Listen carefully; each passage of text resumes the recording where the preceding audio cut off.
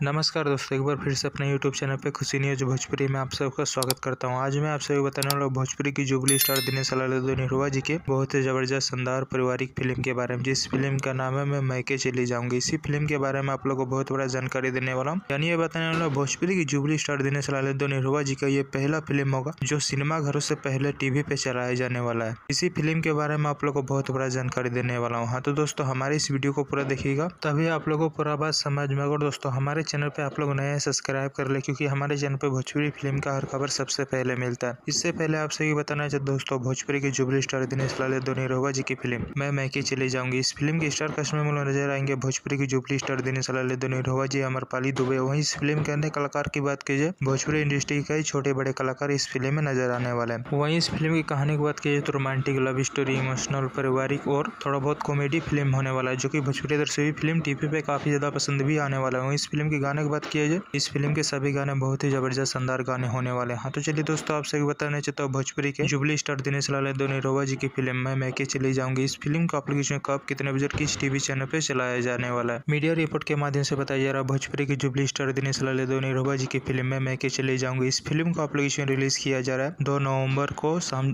7 बजे जी bioscope TV पे। हाँ दोस्तों, इस फिल्म को एप्लीकेशन आज शाम 7 बजे जी बायोस्कोप टीवी पे चलाया जाएगा। एक बार जरूर इस फिल्म को टीवी पे देखिएगा, बहुत ही जबरदस्त शानदार पारिवारिक फिल्म होने वाला है। हाँ तो दोस्तों, हमारे इस वीडियो को पूरा देखिएगा, तभी आप लोगों को पूरा बात समझ। और दोस्तों, भोजपुरी की जुबली स्टार दिनेश लाल निरहुआ जी का वीडियो आप लोगों को पसंद आया तो ज्यादा से ज्यादा लाइक करें, सब्सक्राइब करें। धन्यवाद दोस्तों।